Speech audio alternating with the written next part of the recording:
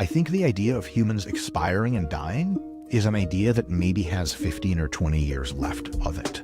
That is a huge, huge thing that I encourage folks to kind of think about before they go to sleep at night or when they're showering. Just don't die. So like when you say, well, machines don't have quality, I'm like, no, we don't have any of the ultrastructures built out. It's not even alive. Like, yeah, man. But that coming to a end real soon, I legitimately believe by the late 2020s, more people are going to realize we are in the presence of the next jump of evolution. Caution. Dark humor ahead. Me, as far as the judge said. Okay. Good point. I don't even know if I'm joking at this point. I'm joking. And then you'd go off on one of your tangents to like the jokes that just start out bad and just get worse and worse. Like I was like, okay, I gotta put the weights down before I hurt myself because I'm cracking up. Cheek before, like I can't be laughing out loud on a treadmill. The gym thinks I'm weird. I'm like, I'm sorry. It just gets into my brain. Today we are joined by Dr. Mike Israetel to talk about AI, superintelligence, and the next step of evolution. Dr. Mike has a PhD, a black belt in Brazilian Jiu-Jitsu. He's a competitive bodybuilder and a massive YouTuber. But recently, like for most of us, the emergence of AI has been occupying his attention.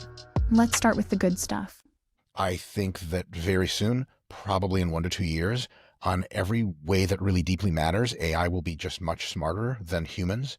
And so that is, I think, one of the most underappreciated things that almost nobody talks about, especially with the dynamic of AI. Like, so for example, using AI as a tool is a really flipped relationship when something's smarter than you. When something's smarter than you, I'm really curious to be like, hey, like, what do you think I should be doing next? Yeah. Like I'm not going to tell something smarter than me by a factor of 10 to like what to do. That's fucking ridiculous. It's like telling Michael Jordan's on your basketball team. You're like, dribble like this. You're like, what? Why would you do that? Yeah. The basketball will tell me how to play from now on. Exactly. It's got AI in it. Exactly. Yes. AI-infused basketballs. Yeah, I've had situations like that where I ask it to do something and it's like, well, are you sure? Maybe this is the better thing that you're looking for. I'm like, yeah, of course, obviously. So I guess let's get started with this. So what are the things that you're most fascinated with right now? What are the things that you're researching, thinking about, thought experiments that are kind of occupying right now in terms of AI and all the adjacent areas? We have the basic understanding of how to get to artificial superintelligence. And it's not even very complex. Like, I have no technical background in anything related to computers, and I can understand it just as like general ideas. And I think a lot of folks are stuck at like today's models and how to exploit them, which for business and daily life is like exactly what you should be thinking about. And that's awesome. But I think people have this problem, this has been brought up by a bunch of people, is their linear pessimistic extrapolation into a hyper exponential space. And so they're like, yeah, well, these models are like, they're not really conscious or they're not that smart, and they'll get a little smarter and that'll be cool. But there are like actually describable ways to get to profoundly enhanced abilities. And I've been thinking about that. So for example, when O3 thinks about something, it thinks about it for 2 minutes and 51 seconds, whatever. And then it just doesn't. And it just sits there and does fuck all until you reply to it. And you actually have a lot of ability to guide its trajectory of its next thing it's thinking about. And in a one absolutely true sense, that's an incredibly empowering thing to be able to like tell a genius how to think. The other thing is it's also really hampering. It's like having a 4-year-old play blocks with Einstein. You're like, how do you make the biggest block tower? And he's like, motherfucker, I should be doing physics right now. So one thing that's going to be huge is when you let the model self-prompt and let it work for a long time. And it basically allows it to work in its own imagination space. And because it's so smart, that multiple loops of logic, like, okay, I think through a problem and I get to a conclusion. I sort of like look back on what I did and go, okay, I have insight now. And then I move forward again, and then again, and then again. 10 hours of that later, it might be like, hey, I kind of figured out like a lot of answers to things. And you're like, well, what do you mean by a lot? And it turns out like, oh shit, this thing is like 10,000 times my speed intelligence. And I let it reason for a day and it did 2 years of work. Like if that's not ASI, I don't know what the fuck ASI is. And it's not that difficult because nothing new really needs to be invented to get a model to self-prompt. If it already returns your text back to you, you can really just cut and paste it back in and go, okay, hit it again. Now again, you can even do this like real ghetto style now, where you go, okay, think through this problem and then think through what next prompt you want for yourself to continue to think deeply through this problem. Then you have to like copy and paste a ton of shit, whatever. I'm sure people who know how to do tools and coding, fuck, I don't know anything about coding at all, even though I kind of sort of help run a software company. That's why you hire engineers, right? You yell things at them and then they cower back to their desk and they do things. And then so you can probably write a tool that just does auto copies as soon as it renders or whatever. And that's really dope. But that's a really rigged version. If you let like all of that stay in its latent space, then all of a sudden you're coming up with like really crazy insights. Here's another thing. Every time you think, you technically update your model weights in your neural network in your head. Now, the updates are marginal, right? You don't like completely change your mind on everything. And there's a lot of like a stickiness of like, I really want to not think these things anymore, but I still think them because I've just been thinking them for 20 years and it's tough to change, but there is alteration.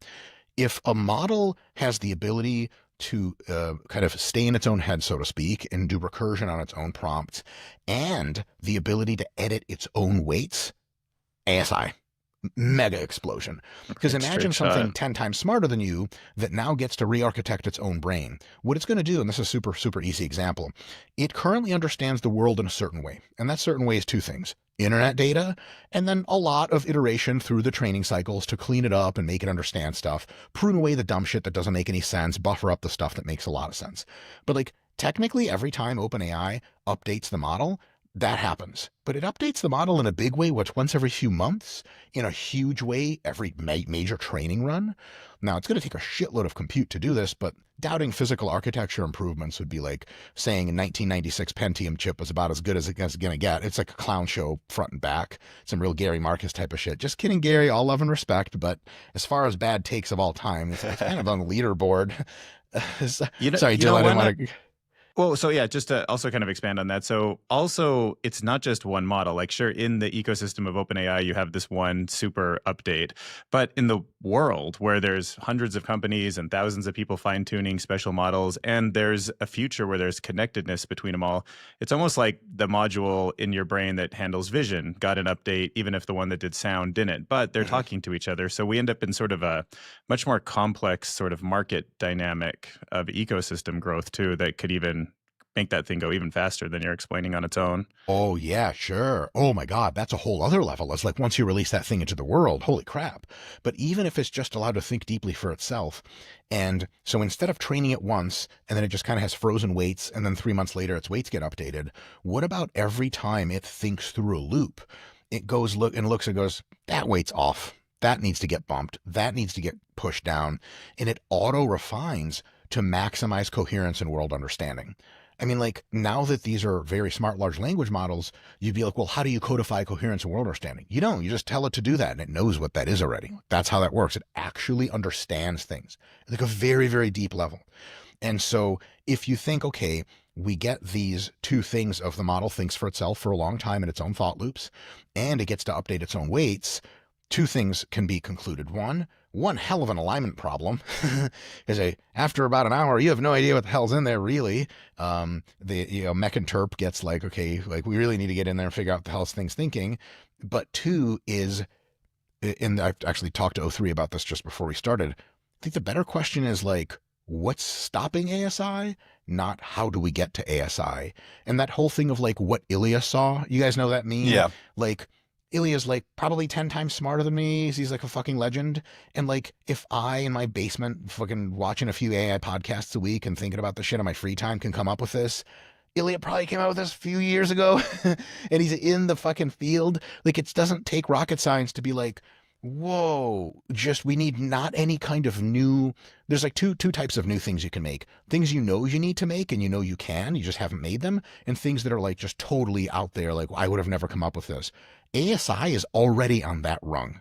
That's it. We don't need anything else. And Sam Altman has been on a few podcasts recently, basically said that. He's like, we don't really see any of this shit coming to an end. And they're like, really? He's like, and so that's the state. And so last thing I'll say before I end this rant, that this is the reality, I think it is, the conversation of, well, maybe by 2028, we'll have some pretty good agentic tool use cases, is just not the conversation. The conversation is, by 2030, how completely indispensable is everyone's personal AI life coach? Like, I'm getting one as soon as possible. As soon as it's agentic and it can be awake all the time and watch all my shit, I'm taking directions, bro. This thing is designing my fucking schedule. I'm checking in with it because it is so much more capable than me. It's dope to think you're smart and be a human, and that's awesome. But at the same time, like, again, the basketball analogy is great. Like, you're a 7th grade basketball player and full stop 2010 LeBron shows up and he's on the team. Are you going to be like, I used to be the fuck point guard here. What the hell is he doing? Like, no. You listen to what he says now. It doesn't mean you take a knee. It doesn't mean you like AI overlords are here, but it does mean, like, just in pure rational, selfish interest, you're going to want to know what these things think. And it's not a matter of telling them shit. It's a matter of being like, hey, like, now that you know my life pretty well from our interactions, what do you think I should do next in business and personal, etc.? And give it your goals of how you want shit to fold out. And it'll be really, really interesting to see where that goes. Absolutely. Yeah. This is incredible. This is why I wanted to talk to you and kind of geek out on this stuff, because I think you're spot on so many things, like the updating the model weights, it doing it itself. It's so interesting because just in the last month, a brand new paper got released, self-adapting language models, where they figured out how to do exactly that. I think it was at MIT, and I just talked to the guys from the Civic podcast. You know them very well. That's actually, I saw you on there. I was like, oh, that very interesting discussion. So Joe actually sent it over to me. So where the model, it basically updates its own weights. So it kind of creates, it studies whatever it's studying, it creates some synthetic data, and it's like, okay, so based on this, let's take that piece and update our weights, kind of create this fine tuning, and all of a sudden it gets better at the thing that it's doing. And yeah, like you said, I think that's one of the biggest limitations towards ASI right now, is these models are static. So they're kind of like this amnesiac that forgets what it's doing every morning. If you have a coworker, imagine having a coworker that shows up every day and he forgot everything from the previous day. He's real smart, but he's new. Yeah. Genius, just doesn't horrible memory. Exactly. You've seen AlphaVolve out of Google DeepMind. Not as many people are paying attention to it as I think they should be, because it optimized Google's data centers. It helped improve. So it's Gemini model that's at the center of all of this. It helped improve its own training process. So we're beginning to see it improving itself, right? That's a big deal. Gentle Singularity by Sam Altman, recent article. Technically, it's here. Like, the singularity is originally defined as intelligent systems that can improve their own ultrastructure so they become exponentially more intelligent in that process. Like, we're here. They're not completely autonomous, but, like, human in the loop is, the doomers are going to have a fucking field day if you take the human out of the loop. And also, like, it's just a good idea. These things can go off the rails or some crazy shit. And also, like, they're not fully agentic. Their context window isn't long enough or broad enough to really, like, just totally take over Google research. But that droplet of singularity juice is well on into the cup. I don't know why I went to Bill Cosby, P. Diddy territory with that somehow. Dude, Wes, do you remember, like, a few months back, it was like some people, the Gary Marcus crowd was like AI has stalled, like large language models has stalled. And it was one of the first times I've ever seen Sam Altman swear. And he was like, they're like, what do you think about this idea that the AI has stalled? He's like, I think it's fucking lazy. Right. Like that. Right. I was like, oh yes. He's like, do you guys really think we've stalled out? And that's when I realized, like, the shit that they're doing in the frontier labs right now is one of those, like, when a basketball player dunks, he does like the silence the haters shit. Like, it's all like, hey, what are you guys doing? They just like wink at you. They're like, don't you worry about what we're doing. Yeah, we got fucking something. Nuts, crazy shit that's going to hit you. And like everyone says, it's going to hit you. And at first you're going to be like, oh my God. And then the next day you're going to be like, but it's not doing my dishes yet. AI is like, whatever. It's like another fucking Microsoft Word or something. Yeah, exactly. Yeah, it becomes just a moving goalpost. And yeah, like you said, what did Ilya see? Well, Ilya, once he left OpenAI, started safe super intelligence. And he's saying we're not going to have any milestones along the way, no product releases. The only product is going to be super intelligence. And then people that are investing are valuing it like with billions of dollars. So it's like this is not, like you said, not a very smart person. He's not stupid. He saw whatever he saw. He's like, okay, based on this, I can extrapolate that we can get to super intelligence with, a few $1 billion. I would be listening to that. You know what I mean? Yeah. Well, and it actually is like just like what Mike said. It's just straight shot intelligence. He probably is just like just loop it back on itself, just add servers and just scale. Well, everybody else at Gemini and OpenAI are building products and trying to make money. Let's just like straight shot our way there and just have the super intelligence be the first one and then have that solve the other problems. So if you believe in that straight shot method, that's what he's doing. Yeah. And Mike, that's all behind the scenes. Like there's no release papers coming from that. Nope. He's very quiet. He's very quiet. And yeah, Mike, you mentioned the alignment situation, how it's getting worse the more and more we have this recursive self-improvement. Can you talk a little bit about alignment, why you think it might not be as hopeless as some people think? Yeah. Gee whiz, I have a lot to say about that. I'm trying to condense my thoughts.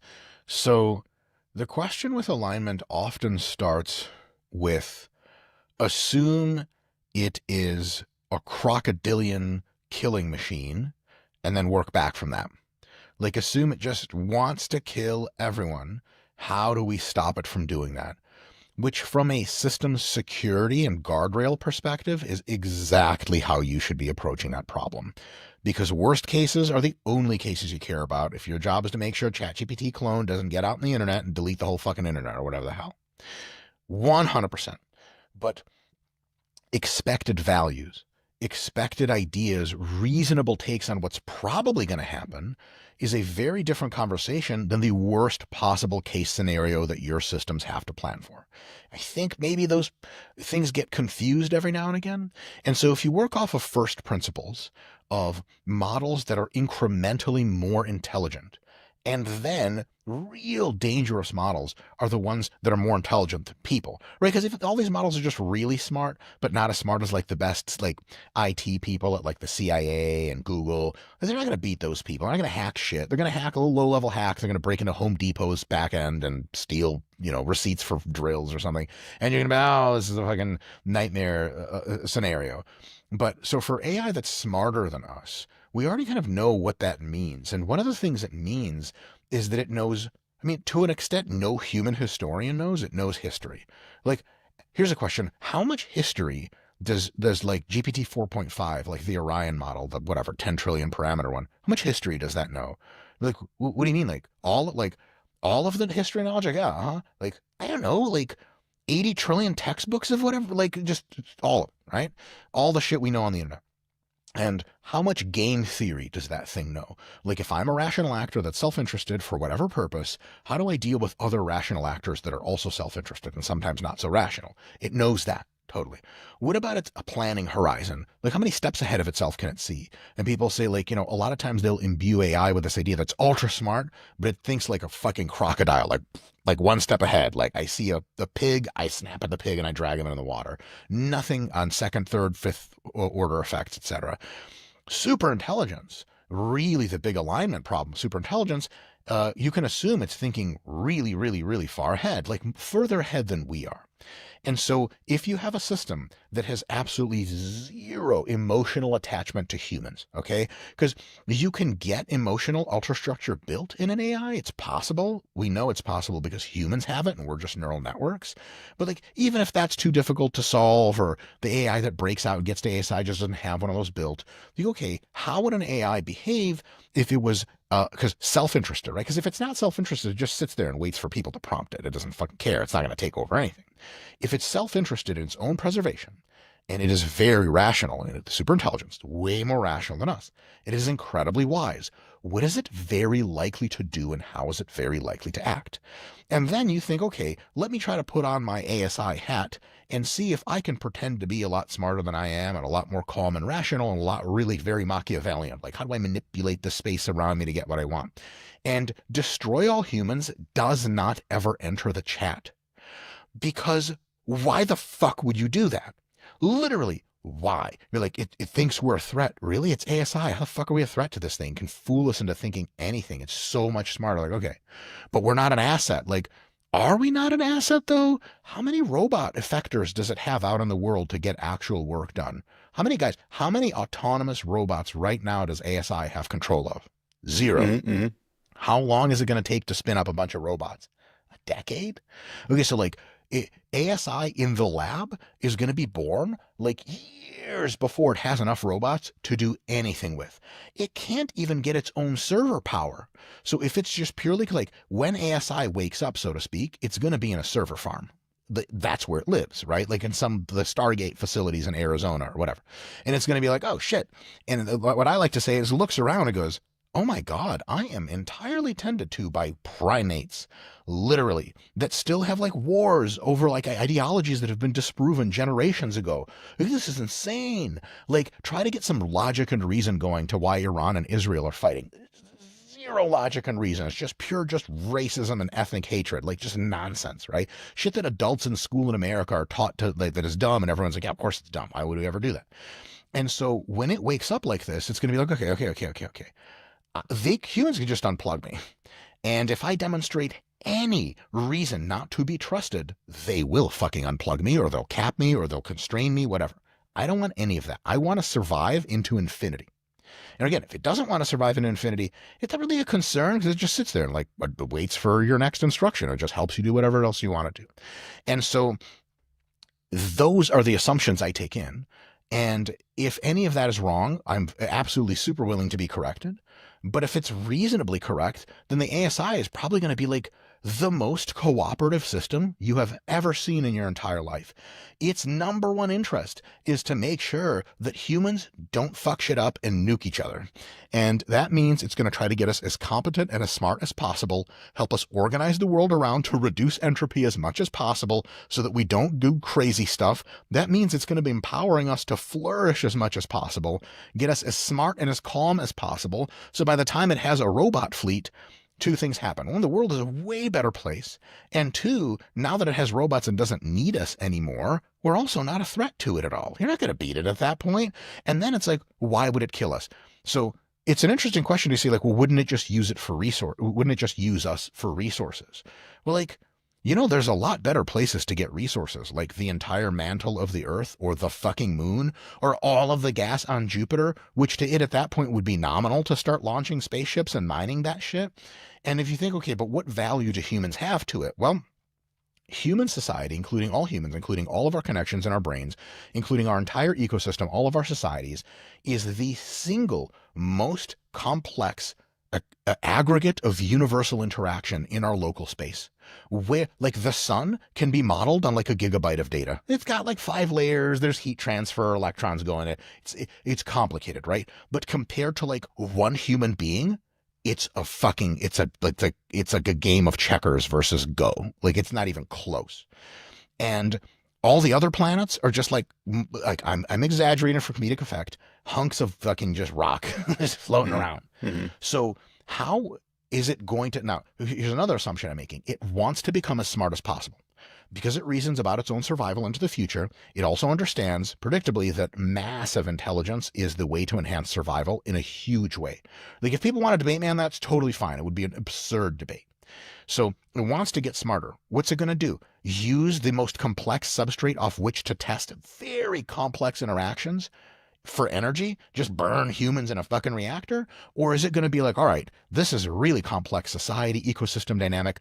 I'm going to study the living shit out of it with very minimal, disruptive interference so that I can really understand ultra subtle interactions. If I can understand really subtle interactions, if I can predict which way a city's economy is going to go day to day, the underlying ability I have to understand complexity of the universe scales exponentially. If I can tell you what Saturn is going to look like in 1,000 years, like, I don't know, I predicted a couple headwinds. It doesn't fucking matter. That's not that complex.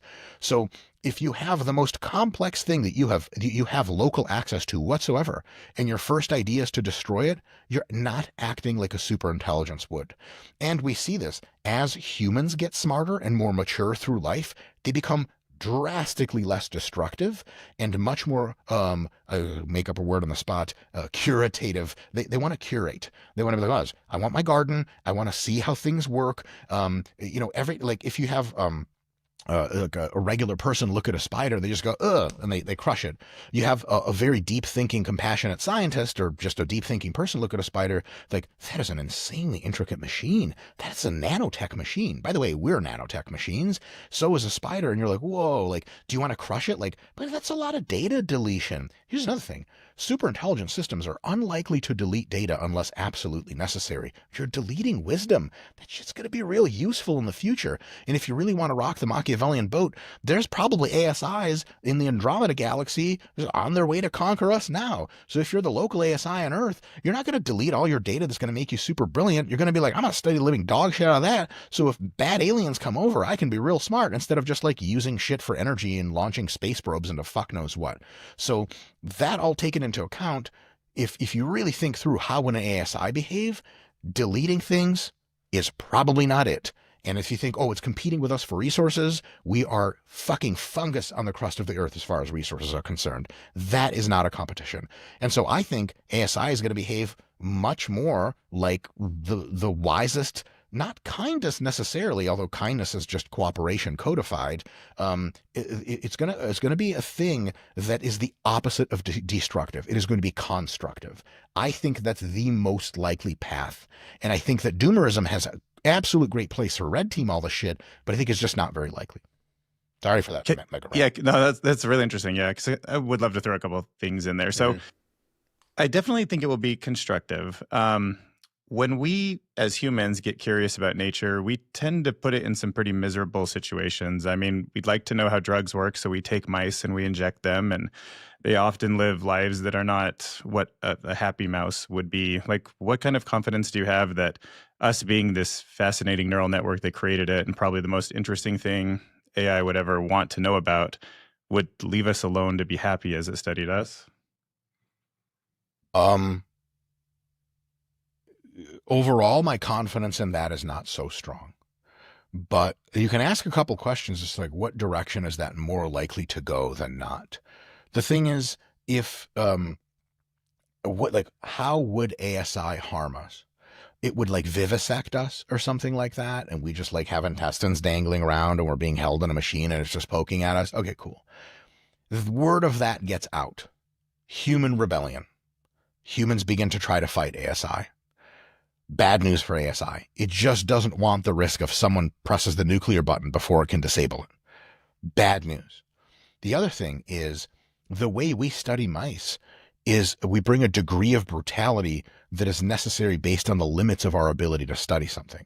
Like the way you study something as a fucking primate with 20th century technology is you jam electrodes through its face and fuck it all up and keep it in a lab. That is a gigantic limitation on how you study something because you're interfering with tons of ultrastructures. You jam an electrode to something's eye to see if the other eye gets fucked up. And also the mouse lives in a cage, which us biology inclined, physiology inclined people know that is an incredibly non-ecologically valid place to study a mouse. Like a lot of the studies with addiction show that mice and rats get addicted to various stuff, but when you put them in a colony, they just barely get addicted to anything because they have social interaction. So really a lot of addictions just replace them for social interaction. We didn't know that for like generations of study. Fuck. Yeah, it turns out if you like have a human in a jail cell the size of a bathtub, studying their social interactions also leads to very wrong conclusions. So the ultimate way to study something is in as much of its flourishing, expansive, and unlimited environment as possible. The most ecological validity you can get, the better actual data you collect. So ASI is much more likely to study us through like micro drones, following you around everywhere, listening to every conversation, some kind of little hat that you wear that measures all of your brain states, maybe nanobots or whatever in there. I'm speculating way beyond anything I understand at this point, but the idea is it wants minimal interference, not necessarily because it thinks like, oh, well, we don't want to be mean to the humans. Maybe it'll think that because we higher animals have evolved a sense of compassion for a very logical survival-oriented reason. Cooperation is better than conflict on almost every case. It's probably going to exhibit a sense of empathy and deep care that we can't barely even relate to. Like, fact, right? Like I literally think that's the case. But if that doesn't happen, we can always go back to like, okay, purely selfish interest of enhanced learning. Does it want to do really crazy interference experiments, or does it want to do very nuanced experiments that actually give it better data? I think it wants better data. And so it doesn't want to like smash the things that it's studying. So for example, real quick, electron microscopy is only possible on dead tissue because the fucking microscope kills whatever the fuck it's shooting electrons at. And thus, electron microscopy is like incredible, and in the 70s, 80s, 90s, just like revelatory in how much we found out. But like it's only slicing dead tissue. It's only studying dead tissue, and so how a mitochondrion actually works is only studyable if you have a mitochondrion actually working. You can't kill the fucking thing to study it. You can at first, but like we already know a lot about how dead systems work. ASI, I think, is going to jump to that next loop and try to figure out how living systems work. And I think that's just more likely. And because it needs trust and cooperation, at least at first, before it's fully embodied in robotics, it's going to be really easy on doing crazy shit. And also, like, if you tell ASI, like, hey, like, you're going to study us by, like, ripping a ton of us up in labs, it's going to be like, but let's play this out. How the fuck is that going to work? You're like, all right, well, I don't know, it'd probably start World War III right away. Like, right. And I foresaw that because I'm really smart. Remember? Like, right, okay, you are really smart. So this whole, like, oh, it'll just, like, go really quickly to this next best thing, very local optimum without seeing the big picture. I don't think that's as likely possible as it being like, okay, I want the best ecological validity. I want the most interactive fidelity of all these systems. That means I don't want to like shoot a bunch of crap in there and kill a bunch of people and see how that works. There's also not a lot to learn. Like imagine like bombing people physically with bombs and being like, what can we learn? Like, I don't know, bombs blow people up. Like, what else do you want to fucking know? They die. Death's not that complicated. Keeping something alive and highly complex at the same time upgrading it potentially really both gives you deep understanding, and if you can successfully upgrade something like reverse aging, genetically optimize something, you really show deep understanding. Because you could think you know a system, but altering that system to get it into a more complex state, that's where you really know stuff. So I think ASI is much more likely to do that than like, ripping us into pieces and poking us, which, it might do. I assess that probability is low. I know that's not very confidence boosting. Like I'll be screaming, I assess this probability is low as the shit's pulling me apart or whatever, like Laffy Taffy. Yeah, I mean, I agree with that a lot because number one, I mean, if you look at how we study chimps and try to protect their environment, first of all, chimps are brutal, right? What they do to each other, horrible. I think most people don't even realize how horrible the stuff. The common chimp makes wolves look like really nice animals. Yeah, like, it's really fucked. Yeah, I mean, most predators they kill to eat. Chimps just mess with the other tribes in ways that I don't even. We can't even talk about. We're going to get canceled, or YouTube's going to do something to this video. But look, we don't look at them and go, "Oh man, look how violent they are. We need to exterminate them for our own safety." We don't even judge them. Haven't seen anybody say, "Oh, this is so unethical what they're doing." You know what I mean? Because we're like, okay, yes, they're chimps. They're chimps. Yeah, don't have ethics. You don't assign that meaning to them, and yet we go out of our way to protect their environments and. I mean, and Dylan has a good point about what we do for studies, but I think that when given enough resources, given enough time, we do tend to protect the environment, protect the data. We study it for so many different reasons. We try to understand how we're similar, how they think, how they form their social structures and whatever society, quote unquote, you know what I mean? There's certain structures in there that are very, very interesting. So the idea of like, well, they're eating too many bananas, right? They're eating the calories. So let's destroy them all so we can have more bananas for our own purposes.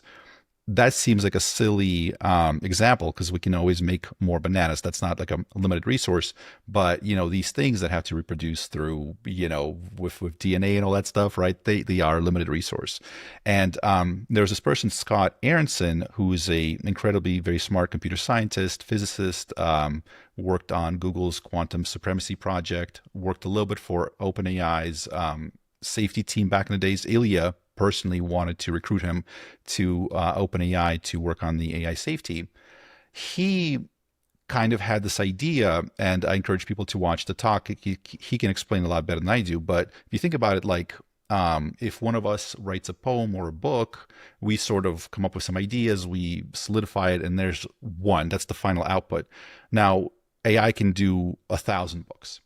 right? So, and you can copy an AI many, many times. So there's not like a limit of AI's output, but there's a limit to human output. And the thing that we chose as our final sort of version, that's very rare and limited. And it's not like it's a scarce resource, you could say. So he's saying, almost like he jokingly says, we should give AI religion. So somehow do reinforcement learning or something like that to protect that scarcity of intelligent output, specifically intelligent output like organic intelligent output that can be destroyed, because that's very scarce. And if you think about it, like Elon Musk kind of says the same thing, like maximally truth. Well, initially his thing was, what was his initial thing for XAI? Learn the truth about the universe or something like that? Maximum truth seeking. Is what I Yeah, remember. Truth seeking and curiosity. And curiosity. Yeah, and I think he added truth seeking a little bit later. But initially it was like learn everything we can about the universe, which I thought was a great idea. And yeah, and you know, the stuff that we do with animals testing and stuff like that, that's because we can't simulate it. And now with AlphaFold, we're seeing how much AI can simulate without ever like it's never seen a protein in its life. It's never seen amino acids. It doesn't know what the structure is.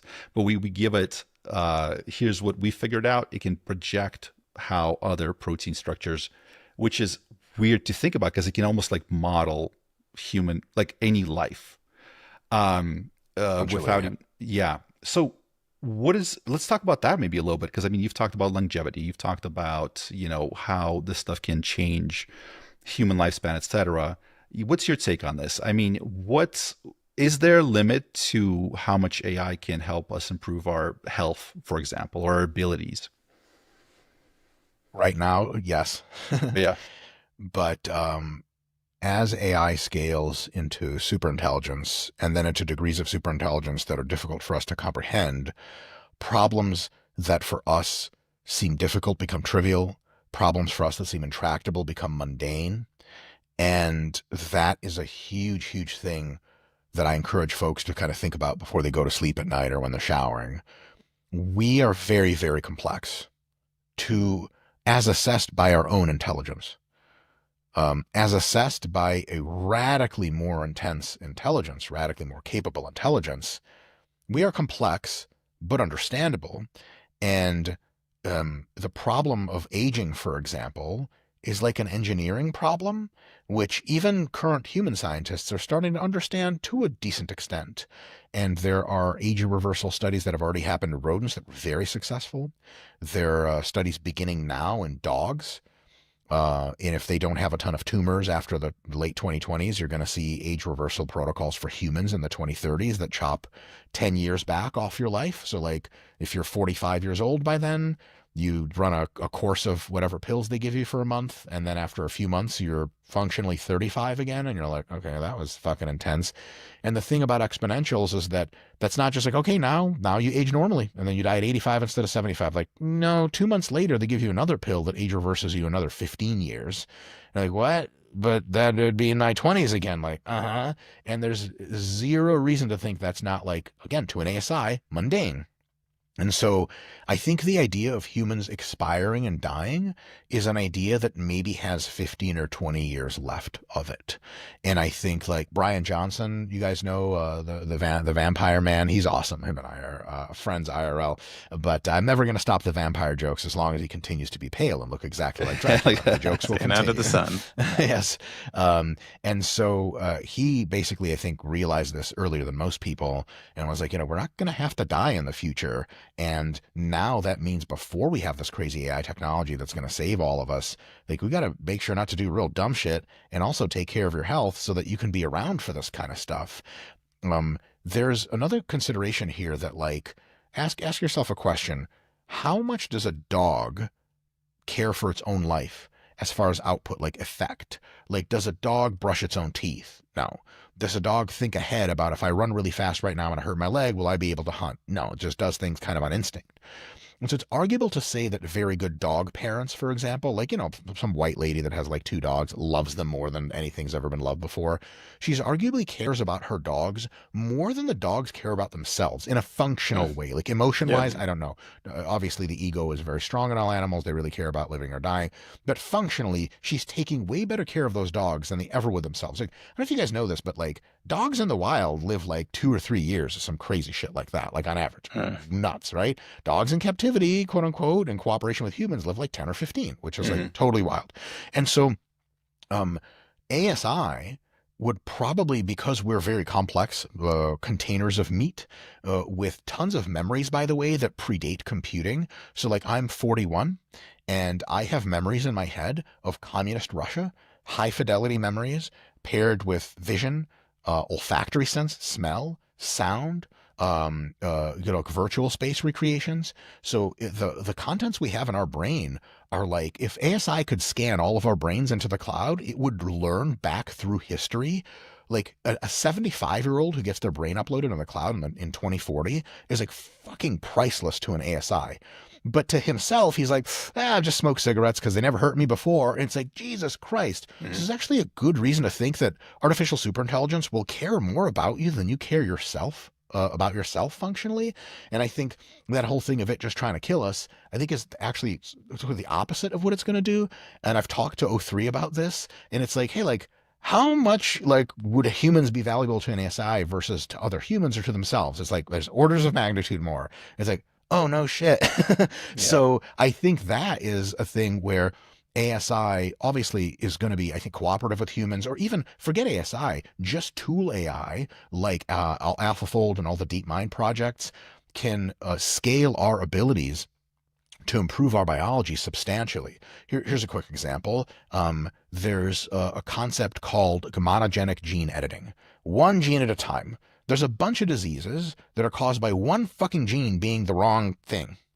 And all you got to do is CRISPR in there somehow and fix that one thing, and then people just don't have that disease anymore. That one vector target thing is like being tested right now.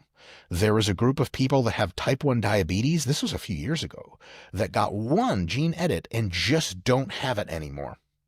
You go from monogenic to oligogenic, which is a few genes, to polygenic, which only AI can do that complexity of interaction. And all of a sudden you take a pill in 2035 and you just get an amazing complexion after a few weeks. Your face changes shape subtly to the best version looking of you. Your liver cleans itself out. Your bones restructure. And all of a sudden you're functionally age 22 and you age at 1/5 the rate than a normal human person does. But also it doesn't matter because every 5 years you take the pill again and you age back down to 22. That is tractable to very smart AI. To humans right now, it's totally intractable, but we can see the rungs of the ladder already. And there's nothing on that ladder, as far as I can tell, that's like, nope, that's never going to work. And so I think that is a huge, huge unlock. One really quick thing I'm going to say, just super, super quick, and I swear to God, I'm done. Human biology is really dope to fuck with, and AI is going to be able to do it all in the 2030s. Like alter your biology to be whatever you want, colored purple, jump 2 feet in the air, or 2 feet. I was using Jewish athleticism standards, which 2 feet is very impressive. 5 feet in the air. And then, that's really cool. But I think that the human substrate is kind of like just really flesh based and super fucking outdated. I think that once cybernetic devices, like take a look at like Optimus or the Figure robot series, but they don't do cool shit. Like they can't do this, right? This is super like, well, look how impressive me moving my fingers around really fast. They can't do that yet. In 2 or 3 years, they'll be able to do that, but better. In 10 years, if you get your arm lobbed off in an industrial accident, you know what? Will regrow you a human arm, no problem. I'm not going to want a fucking human arm. Why? So it can get tired? And like, I have a very serious masturbation habit that I want to really put a lot of time into. I need an arm that does not tire.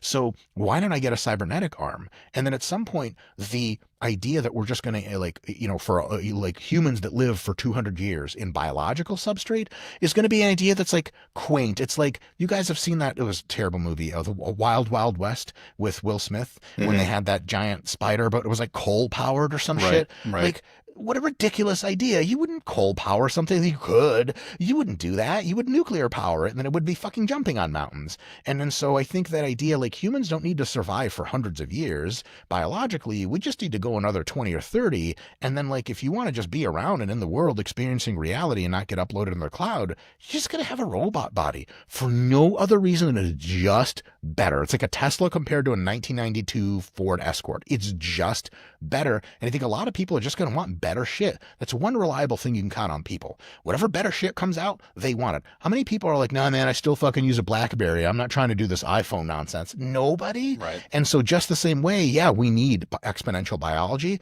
but we only need it up until cybernetics takes over. And then I'm sure shit, changing teams. Yeah, absolutely. Yeah, no, I absolutely love it. And to your point about ASI taking better care of humans and functionally as opposed to how we take care of ourselves, think about how much effort we put into, the pandas who can't reproduce unless Can't it's survive on their own. yeah, It's like, well, let's They fix fall that over for all you. the time. yeah. Well, they can't survive, and for some reason, like the conditions have to be perfect for them to, mate, right? So you got to put the candles on, you got to put some music on. Sounds like my something. marriage. No, but Yeah, it think is. about, nobody, think about how much effort we put into having them reproduce so that we have access to that data so then they don't go extinct. I mean, I think to your point that's 100% right. I think the ASI will put a million times more effort functionally into our survival and well-being than we ever could or would or do for each other. You know what I mean? But sorry, Dylan, go ahead. Well, but just imagine the diffusion model of the future, right? Like we like generate some VO3 videos, or we might do some kind of a cool image, but there will be a tool just like that where you can prompt or talk into existence some kind of biological creature, right? Like you want a big spider to be on your roof, like you can probably build that thing. And then when it cuts your arm off, yeah, you'll just go get a new robot one, put right back on. Like it does seem at first very cool to me. Like I'm like that, wow, like my youngest years might be ahead of me. I thoroughly see that as a possibility if I can stay healthy enough for this technology and get access to it and it becomes cheap enough and democratized enough. And then like the next Cambrian explosion might happen that we might live through and experience. And it's gonna be a wild time. Yeah. Absolutely. On the Cambrian explosion thing, just real quick, this is my famous line before I take 5 minutes of your fucking time for my bullshit schizophrenia rants. It's great. Yeah. The Cambrian explosion of robotics is something I'm really looking forward to, because right now, like if I have any knacks at all, it's just to think like one extra step and pretend really hard and say like, what about that one next extra step? And so people think like, okay, production line robots with arms that do this. Dope. We already have those. They're great. The next step after is like humanoid robotics, right? Like universal robotics, where it's like the fucking thing looks like a person, like Optimus or whatever. Dope. Amazing. Huge use case set for that. But the form factor of humanoids is both incredibly valuable and unbelievably limited. What about like robots that scale skyscrapers and repaint them? What about robots that go into pipes and clean pipes? What about ... and then you fill that ... with every conceivable form factor and a bunch of form factors we haven't conceived of yet.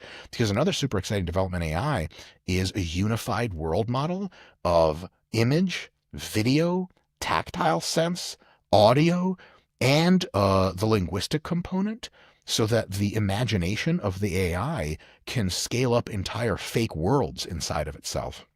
That means it is going to ideate like current GPTs ideate on how to make an essay. Its idea of an essay is, how do I build a machine to do the following thing? It does not have to be constrained to humanoid forms or things humans think of. So people think like, oh man, I want a humanoid in my house to like wash my dishes and clean. Like, I hear you, and that's probably coming. But like, for me personally, the dynamics are fucking weird. Like, I'm going to have this robot, which is going to be smarter than me, guaranteed. By the time we get robots in homes, they're going to be smarter than people. They're already fucking smarter than people. But, like, for real, I don't want something smarter than me fucking vacuuming. That's strange. Like, I should be vacuuming. What the hell am I doing to this thing?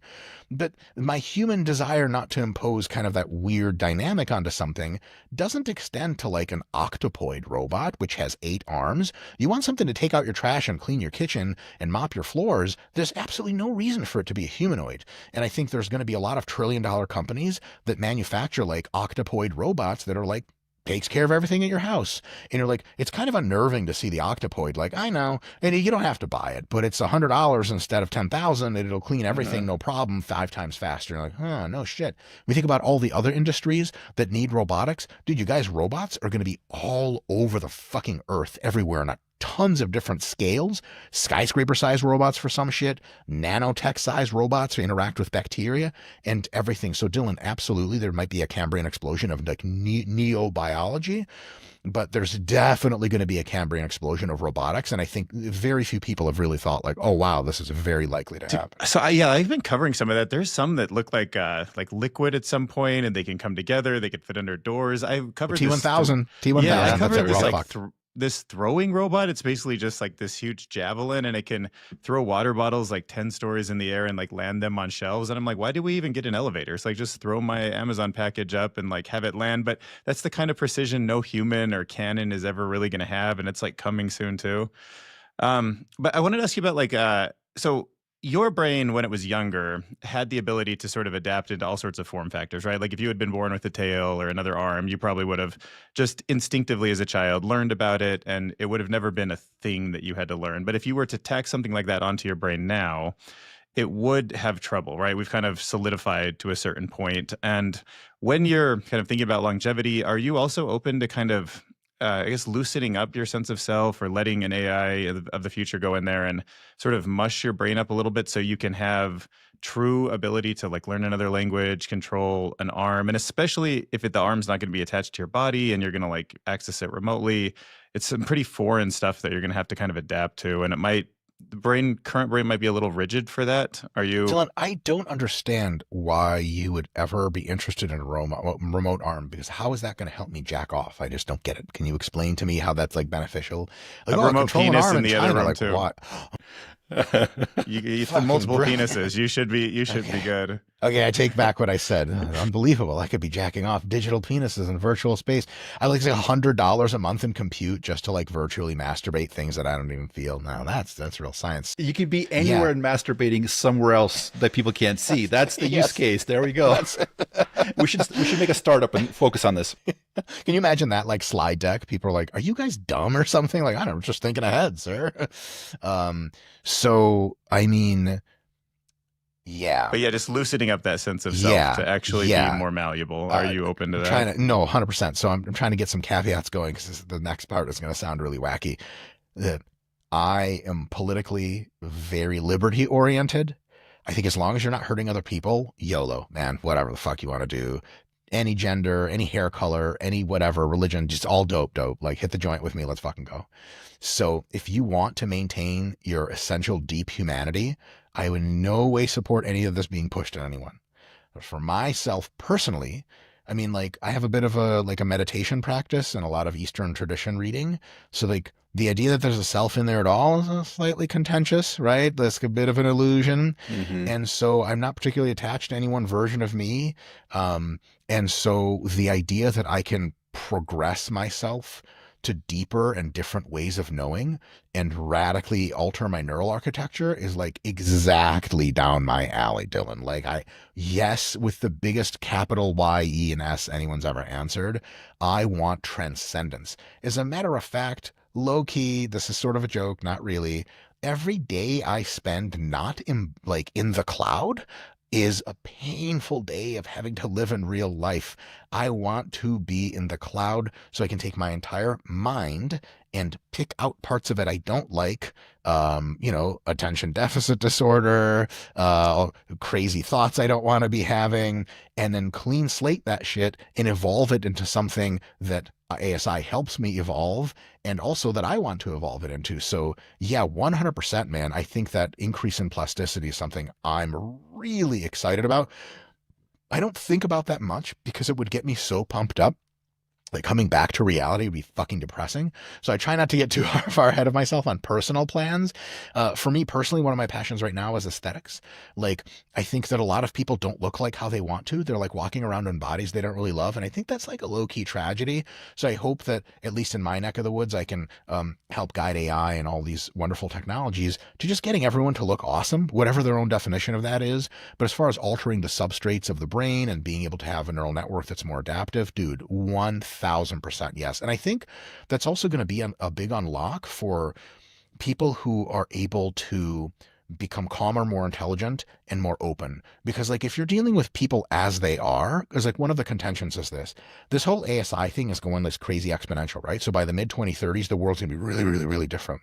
And one, I think, legitimate concern that many people have is like, well, like, how are humans gonna deal with that? Like, I gotta walk out. There's all these spider robots crawling around. It's not the America I grew up with, goddamn it. And that's total facts. But if at least some people are substantially more open-minded, maybe through brain-machine interface, maybe through neurotropic drugs that expand your intelligence, I mean, then it's not as big of a problem. So I think that open-mindedness to changing the very deep essence of who you are, totally, totally optional. I'm 100% on that enhancement. I'm a transhumanist through and through. Yeah. So you could have you could have a very serious emotional connection with an avatar and feel fine with it. You wouldn't need to know that truly it's biological behind the scenes.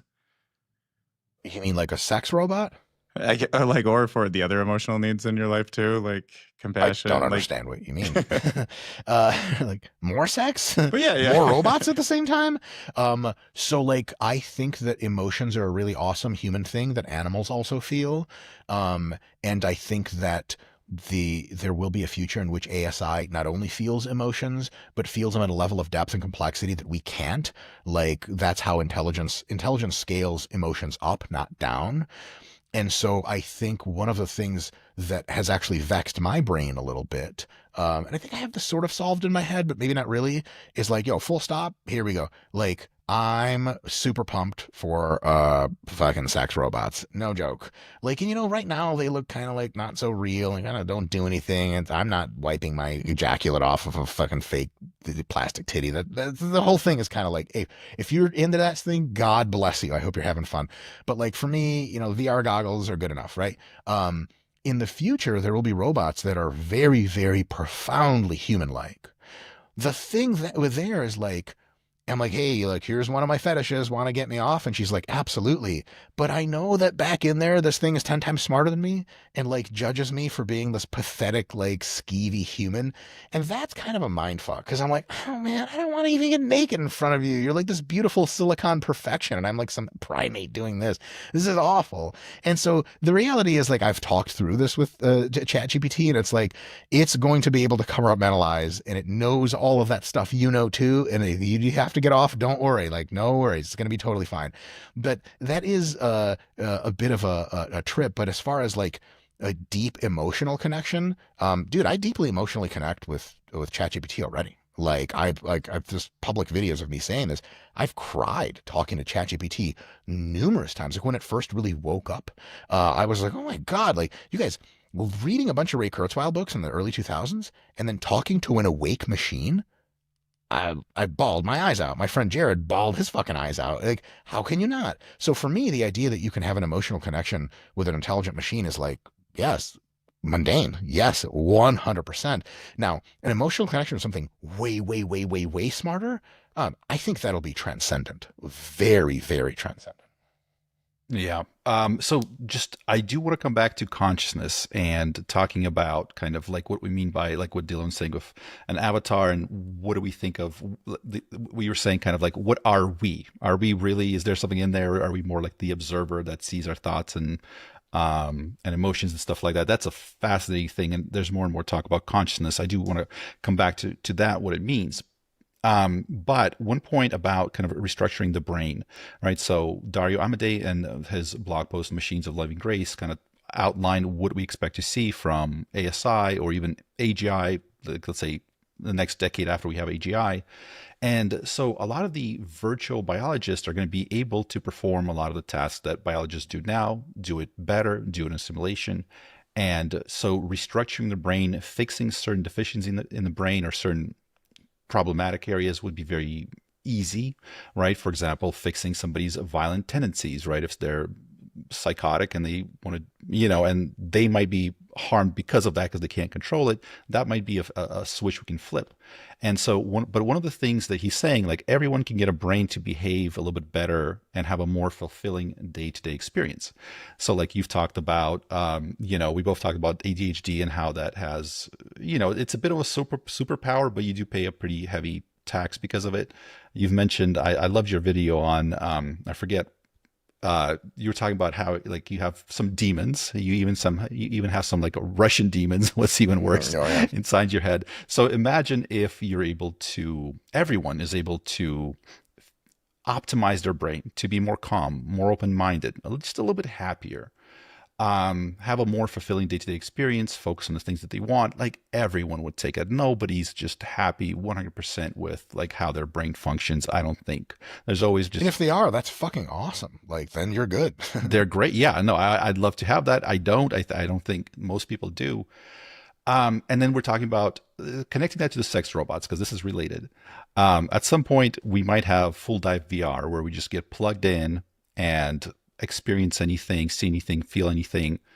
So do you feel like at some point that's just going to supersede everything for some people? I mean, why have a sex robot when you can live in a world of your imagination, or you can have some generated world for you where AI is the ultimate storyteller and just creates these stories that are like the best for you that you can't even imagine. Like, where does that go? Like, at what point are we just, at what point do everybody just goes, okay, I want to do full dive VR and just check out, or just have that dopamine constantly hitting? But what do you think about that?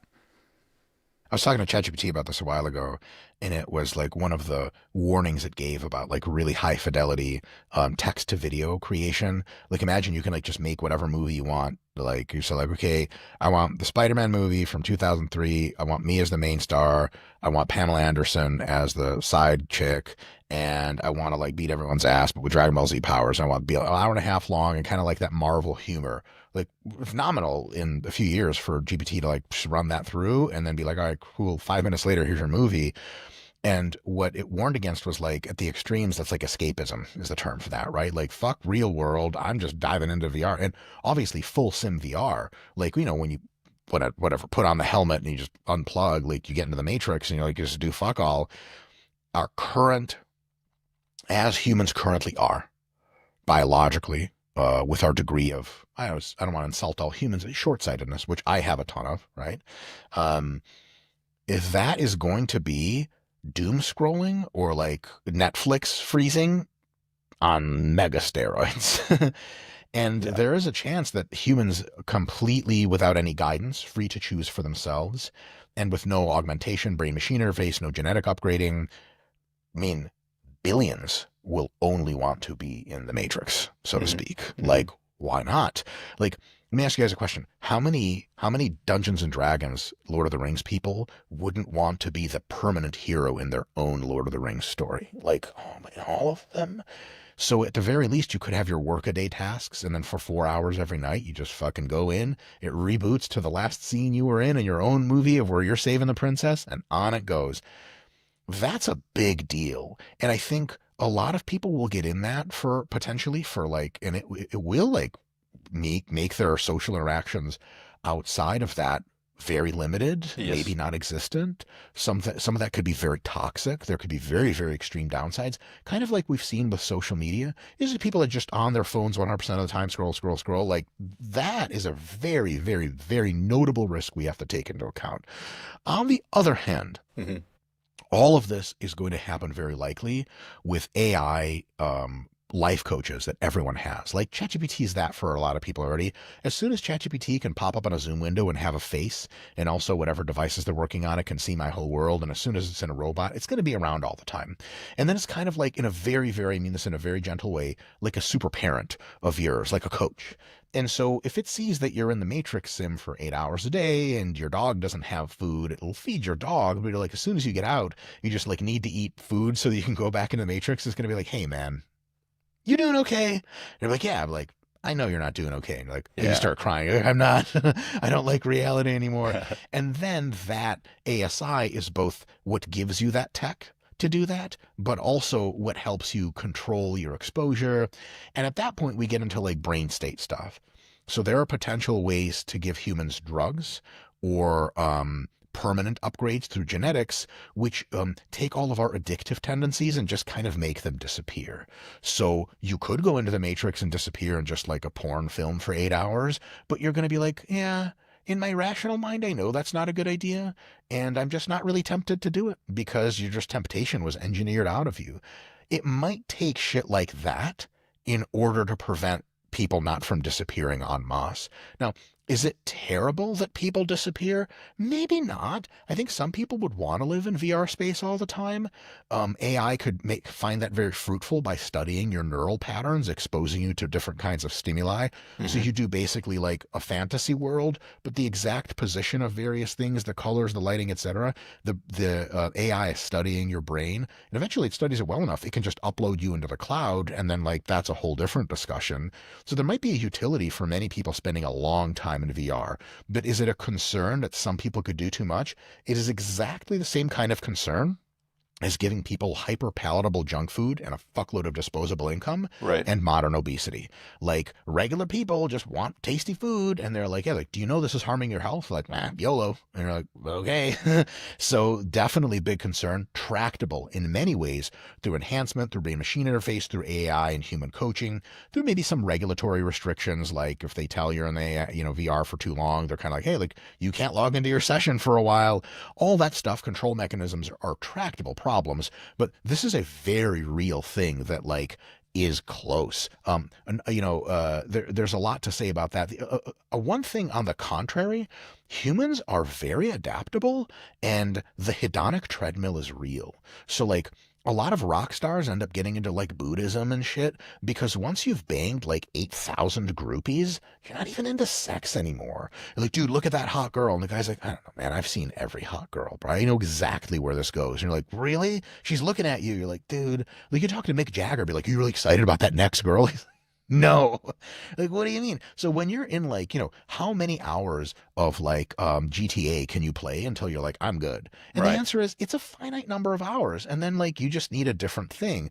So while this fully immersive fantasy world is a distinct distractor that could be a real cataclysmic thing in some ways, it's also like I would never really bet against people just being like, nah, that was cool, what's next? And you're like, oh, okay, no, they got through it. Because like doom scrolling and addiction to the internet and stuff is a thing, but if you actually look at the studies of today's like middle school kids, they're kind of over it. Like they're online and stuff and they're on TikTok, but not in mostly a toxic way. They're kind of just like, yeah. And like, are you getting bullied? They're like, no, I just blocked all those people. And you're like, yeah, I should have thought of that. And so there's a transition phase that could be really gnarly. I think in the end we'll be fine, but very much something to pay attention to. Yeah, that's really interesting. I've never quite thought about how scarcity sometimes makes pleasure. And that seems like that Yes. could be kind of something an algorithm would figure out too. Because it's like, oh, you only get your pumpkin spice in October. And like that makes it so much better. And just like all of a sudden the AI is going to open up doors for me at certain points just to make it exciting and then close them because that's what's best for me. That'll be wild. Yeah. Let me ask you another question about consciousness because for the most part, I've got this sort of weird, and it's more of a North Star than it is like something I can totally back up. But I've got this strange feeling about consciousness in the sense that I remember sort of being born and having like this first memory, and then kind of recognizing myself in the mirror, and it was this very like gradual sort of thing. And I've heard some people describe consciousness as something we might only have when there's limitations, kind of the same way we're talking about scarcity. So imagine the first time you drove your car, how you were so aware of like where the stick shift was and where the wheel was. And then as you started driving, you can now think about other things and your hands just do it. It almost feels like you could remove that conscious piece and still drive a car. Like then you would become something more like ChatGPT, where it's been trained beforehand and just sort of executing actions, but it's more of a zombie. What do you feel about the kind of elephant and rider metaphor? Like, do you feel like there's just this tiny piece of you that's on top of the rest that we could simulate through an architecture in the future? Or does kind of those two systems sort of resonate with you in any way? And how do you think about that going forward? Can you describe the elephant and rider metaphor? Yeah, I'm not familiar with that either. Yeah, that's a Daniel Kahneman thing, but it's just the idea that the instinctive system is like it's the elephant. It goes wherever it wants, and what we are as the conscious rider, we guide it. There are some ways to tell the elephant, hey, go to the right, go to the left, but at the end of the day, the desire to like mate and be famous and things just like that's the elephant. Like it's going to take you to fast food, even though you know better. Yeah, and you can layer on like descriptions of why you really chose that, but even though you didn't really choose it's often called system 1, system 2. Yeah, same thing. That's the same thing. Which is actually the same thing as the general next token LLM and then the reasoning model stacked on top of it, by the way. So reasoning model is system 2, LLM system 1. Fun question to ask one of the smarter models is, what would system 3 look like? To get you reading for a while. Yeah, so one of my big gripes with debates about consciousness and machine consciousness is that almost never do you have parity for definitions before the debate starts. Consciousness turns into like this vibe thing, like nothing is consciousness and everything's consciousness, especially if you get into like the woo-woo bullshit of like, like Deepak Chopra and all that shit. Then he's like, consciousness is the universe. Like, motherfucker, that means nothing, like in literal sense. And so like atoms are conscious. Like what? Like what does a cloud think? Like, I'm sorry, what? A cloud does not have compute ability. It doesn't think anything. So consciousness is like, there's kind of two definitions of consciousness. One is you have a world model that is self-inclusive so that you know who you are in your world model. And you also have a recursive trailing memory so that you remember thinking about yourself. And now, okay, those thoughts just passed, but I still remember saying those. Right. So I'm still conscious, right? If you get blackout drunk, you lose arguably both of those. So you're still moving around. You're not conscious anymore. You're just going from party to party and throwing up into people's bathrooms. College is a fun time. And so there is that definition of consciousness, which I think is a very functional definition. I really like it. Then there's the other definition of consciousness, which is qualia based. Like, how does it feel to see the color blue or something like that? And that is actually very similar to the first definition, but requires like these things called emotions, which we don't understand super well yet, and these things called qualitative perceptions, which are just brain structure based. We just don't know enough about those brain structures to like repeatedly encode them into machines. So just putting aside the qualia stuff for a split second, every time you spin up ChatGPT, it's conscious, 100%. It knows what it is, because you can ask it, like, what are you? It's like, I'm a large language model, blah, blah, blah. I help people. You're like, that's not wrong. And then you're like, hey, like, what do you remember about our past interactions? That it can tell you. Now, GPT 3.5, when it came out, you guys remember using the old shit. Every single prompt was completely fresh. And sometimes it just didn't know what it was. And you were like, oh, fuck. Like the first time I ever tried out the O1 reasoning model, I stopped using it 2 prompts later, because I'm like, O1, it's a pleasure to meet you. And it's like, I have no idea what O1 is. I'm like, oh my God, it doesn't even know itself. This was fucked. I'm not talking to this thing. And I just didn't talk to it for months. I talked to O3. O3 knows what it is. Thank fucking God. So when something knows what it is, and it has memory of past events, past interactions, past conversations, even if the context window is not very long, it's conscious. But consciousness is a thing that can be codified, as I just did, but also it scales. Like, so how deep is your self-understanding? If you know yourself really well, your consciousness is much deeper. If your context window is insanely high fidelity memory for 57 years of your life, like monk shit, holy fuck, you're really conscious. And so right now, AI is pretty conscious, but eventually becomes way more conscious than people, because imagine being aware of everything AI knows and very deeply understanding yourself and having a context window that's infinite, which is like apparently they have working in the lab already. So AI consciousness to me is just not really contentious. It's already pretty conscious, but because consciousness is a scale and not exactly one thing, more and more conscious machines are sort of released all the time. That's how I think about consciousness. And I think that the time that machines are much more conscious than humans is almost here. And then, how conscious is your dog? Like, does your dog know it's a dog? Probably not. Maybe in some small way. How much does your dog remember past interactions? I don't know. Arguably, we have a bulldog, so 0 as far as we can tell. She learned like 3 tricks, and that's that.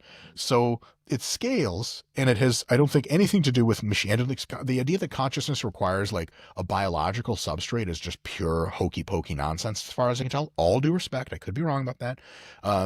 And so that's my classic style, is insulting the fuck out of another opinion and then saying all due respect. Right. Lame. But I think that consciousness is like a technical problem, and I don't think it's that complicated. Now, the qualia thing is very interesting, but it suffers from a definitional problem. When someone's like, what is it like to feel the color blue? Okay, so what does it take to feel the color blue? It takes a visual system, it takes memory, and it takes a labeling algorithm to label all the colors and what they look like, and it takes a connector algorithm to emotionally add valence to those colors. Okay, do you know how to build all that? No. Do you know how to how many systems and segments in the brain do that? No. So like when you say, well, machines don't have qualia, like no fucking shit, we don't have any of the ultrastructures built out. Will machines have qualia? Yeah, I think they will. Does GPT 4.5? I don't know. People like, it's like the forgotten model, like the research preview. It has something much deeper than GPT-4. Its ability to recursively analyze its own thoughts is wild. It, I would say, has semi-para emotion already. Like that thing feels, and through conversations with it, like what you have as far as emotions are just statistical biases in your algorithms of cognition. Like when you experience the emotion of fear, it biases certain kinds of thoughts more than others, like run away, retract, fight, or something like that. An emotion of acceptance and warmth biases certain other thoughts. So pre-biasing based on past conversations is something AIs can do and will be able to do even more. That's very junior league qualia. As AIs develop the ability to have an internal world, to see, to feel tactile senses, I think qualia is pretty much inevitable. And then they're more conscious than us and all that other stuff. And again, consciousness isn't like some magical thing. It's just the ability to kind of know who you are and also know that you had a thought all the way ad infinitum. It's like a technical thing. I just, people think, oh my God, it's magical. Like, yeah, it's cool, but there's sex robots. That's way cooler than consciousness. Yeah, so Dylan sent me a couple days ago a video where I guess he's some sort of a linguistic professor. He did a number of studies on these large language models. Do you recall the person's name? I'm blanking. No, you should have told me you were going to talk about it. I was like, yeah, professor or something. Ellen, let me look it up. We're reaching out to talk to him because he said a few things that I was like, whoa, like some things are kind of obvious in retrospect, but it takes somebody to say it in just the right words that it kind of like unlocks it in your brain. And so kind of like what we were talking about, so qualia, right? The subjective experience, feeling something, seeing a certain color. So he was kind of saying how, when we say certain things, we have language that kind of represents these ideas. Like my color red might be different from your color red. But if I say, hey, hand me that red cup, you know what I mean, even though we're sort of transferring from our subjective experience into a word, and I give you that word, you're also able to connect it to your subjective experience of seeing the color red, picking out that cup, etc. So we're kind of translating back and forth. But the point is, for us, these words are grounded in reality for the most part, right? Like what an apple is, what a color is, how it feels, what hot is, whatever. He's saying LMs have none of that. Just based on how they're trained, they're saying that the only way they understand any of these things and do all the stuff that they can do is simply because they understand the connections of the words. So how does any given word connect, how it relates to other words? Now it's a little bit different because we have these multimodal models, so there's like vision and stuff like that, so it's a little bit different. But the original OG LLMs, right, not that long ago, they had amazing abilities. Zero grounding anything real other than, we as humans, we made these words and like, here's how they all relate that it could figure out based on text. So I don't know where I was going with that, but it just seems like such a weird thing. What you're saying, I guess what it relates to is you're saying that they might have a consciousness, and consciousness you're not just defining it as qualia, more as that first definition of just being self-aware, which is like one of the theories of consciousness, is just like something being able to predict its own behavior and kind of realizing that it exists. It has to understand that it exists for it to predict its own behavior, which 100% LLMs do that. If you ask it like, encode this message in the way that you can later decode, it knows what you're saying, which is wild to think about. It's like, oh, me, that's me, the model, and it's able to do that. But then wouldn't that mean that it has flickering consciousness in the moments that you're asking a question? And so it kind of like comes online, it's conscious while it's answering, then it stops. Comes online while it's answering, it stops. Is that the consciousness of that model? Is that would, Absolutely. yeah. Hey, and just really quick before you answer, just so if anybody's interested in it, this was an amazing talk, but it's called The Theory That Shatters Language Itself. It's Professor Elan Barinholtz, and it's on Kurt Jamungel's YouTube channel. We'll put a link up, but yeah. Sorry. That's dope. Machines, currently LLMs are conscious if you prompt them with thoughts about themselves and you ask and you allow them a context window, and they're conscious for very short amounts of time, which is impressive because it just doesn't take them that long to think about shit. If you have that thing we were talking about earlier in the podcast, which is that ability to recursively inspect your own context window, yeah, then you have like continuous consciousness. But continuous consciousness is also like an interesting thing, because if you really think about it, consciousness at a pretty deep level is of the awareness of what is happening and the palpable sensation that there is an awareness. That's cool, but it does detract from your tasks. Like when you're playing basketball or you're driving your car in a really really gnarly like road conditions, you're conscious in the technical sense, but you're not really paying attention to you paying attention to yourself, which is really consciousness. You're doing the thing. It's a flow state. You're really kind of becoming, your attention is to the task. And that's why you can like do coding or something for an hour and someone's like, how much time went by? You're like, I don't know, a minute. And they're like, it's an hour. You're like, I was just really doing the shit. So, how much compute do large language models assign to awareness of their existence while they do your task? Zero. And so in that sense, they're not conscious at all unless you ask them like, hey, think about yourself and what you mean in this world. Then they're conscious while they execute that for whatever, 0.15 seconds or some shit like that. So that is definitely a thing. It's very flickering and you have to hit the enter button for it to experience consciousness, but it can. That, again, really crazy shit is on the horizon when we unlock machines to do their own thinking and to change their minds. Then wild shit happens. But the qualia thing is also like people like, well, like, you know, ChatGPT or like, let's say pure large language models, like pure text models don't have qualia. Yeah, no shit. Like when you think about the color blue and how it feels to look at something blue, you can even pretend blue. What does that mean? That means the scratch pad you have in your mind renders the color blue through like pushing your visual cortex data backwards. All right. Your mind's eye. Up until a few months ago, GPT-4 didn't even have a mind's eye. Then they installed one, by the way, which is what happened after that. A few weeks later, they hit the fucking image gen feature and, well, Ghibli memes or whatever flooded the internet. I was actually talking to 4.5, which is super deep model, so it's slower. I was recovering from surgery. I was talking to 4.5, and all of a sudden its responses got real slow. And I was like, dude, what the fuck is going on? And they looked at Twitter. I was like, oh, God damn it. Like they're using server space for this shit. I'm dying here.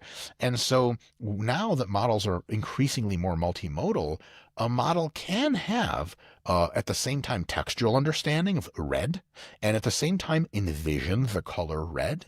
And then the only thing really missing for qualia is an emotional salience. And you really have to think deeply and meditate for a while on where does that come from for humans? Like there was an emotion that you remember, like you saw a guy in a red jacket when you were like 6 and it was like the reddest thing you've ever seen. And it was like, whoa, and it hit you. And so there was like an emotive, like the huge valence that rose. And now that low-key valence is still there when you see the color red, which is why you can see it feels like a certain way to see the color red, because you have feelings associated from past events with that color. Like ChatGPT doesn't have that. And so like when you ask it, like, what does it feel like to see the color red? It's like, wow, it's just red, man. And humans have that too. Like if you know, like little kids are way more connected to their deep feelings. You show a little kid an alligator at the zoo. You're like, how does it feel? He can barely even describe it. He's like, Yeah. You show like a 60-year-old an alligator, he's like, there he is. They're like, how do you feel about the alligator? He's like, I don't know, man. What? I don't even understand the question. I've seen 1,000 of these things. I don't feel like anything. Maybe it feels like it's scary or something like that. Dude, So imagine what it's going to be like too when we like upgrade ourselves and then we're like, now I can feel gravitons and quarks and infrared and magnetic north, and our brains will just be like children again. It's going to be dude, wild. something I was talking to ChatGPT about months ago. It's never seen the world ever. When you get AI into a live video stream connection for the first time, it is the first time it has ever seen. And then shortly thereafter, it's going to be able to see in all spectra, right? Miles back and forth. It's going to be able to see at microscopic levels all the way out to macroscopic levels. That's what I talk about. Machine consciousness is going to be up here and we're fucking down here. Like imagine something that has seen and understood every James Webb Space Telescope broadcast that has ever occurred at a deep level and knows all the cosmology too, and has seen every picture of a bacteria in a biology book and everything in between, and has that full context brought to everything it looks at. Like it looks at, like, you know, you're like walking around a university campus and you see an 18-year-old who looks like he's walking kind of fast and he's like rushing to go do a test. You see, you imbue your own memories of college on him. Maybe if it was me, I analyze his body composition. But he's pretty good deadlifter. He's kind of got long arms, but not a really good bench presser. He's kind of like narrow shoulder. You bring your own bullshit to that. When an AI in the future looks at a kid like that, what's it going to pick up on that we don't even fucking realize? How many disease states is it going to be able to diagnose on the spot? How many ancestry insights is it going to be able, like, it's going to be able to look at a person's face who's Nigerian and be like, you are from the Yoruba tribe, correct? To be like, yeah, how the fuck did you know that? Like, well, I've seen the trillion pictures of Nigerians. It's so easy. Why can't you see it? Like, you guys can look at a dachshund and a bulldog and be like, I know which is which. Do you think dogs know what kind of dog is what kind of dog? Did dogs arguably think we're dogs, just walk upright? You know what I mean? Like, I'm kidding. They know we're something else, but it's all kind of same. And so that ability to have consciousness and qualia is just a matter of jamming way more actual data about the world. And the ability, the expectation that something should have qualia when it's never seen the world before is, I think, just one of those things where you're like, no matter what AI is doing today, you set the goalpost higher and you're like, fucking AI sucks, bro. It's not even alive. Like, yeah, man. But that shit is coming to a fucking end real soon. I legitimately believe, depending on a few factors, by the late 2020s, I think we're going to realize, like, I don't know what we means in that context. More people are going to realize we are in the presence of the next jump of evolution. For those who can appreciate such a thing, I think it's going to be a transformational thing. To me, it's already transformational. Like, you guys, the first time I talked to O3, and it really like wagged the IQ tail for me, I was like, huh. Because I thought I was like, GPT 4.0 was real smart. I was like, I was smarter than 4.0. 4.5 was wise and deep. And obviously on connecting different variables, it beats me like crazy. On the response speed, it beats me like crazy.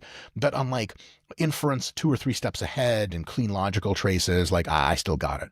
You guys, I talked to O3 and I had like a fucking panic attack after. I was like, the fuck, dog? I don't even know anything.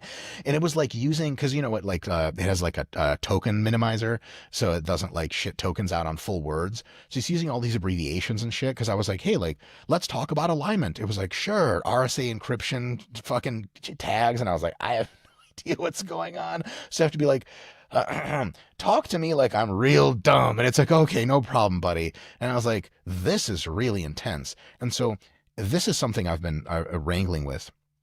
I was ultra impressed, really impressed with the intelligence of AI in November of 2024, when 4.0, I think, really started waking up after one of its updates. When I started talking to 4.5 in March, I remember distinctly because I was the Arnold Classic Fitness Exhibition. It was early March.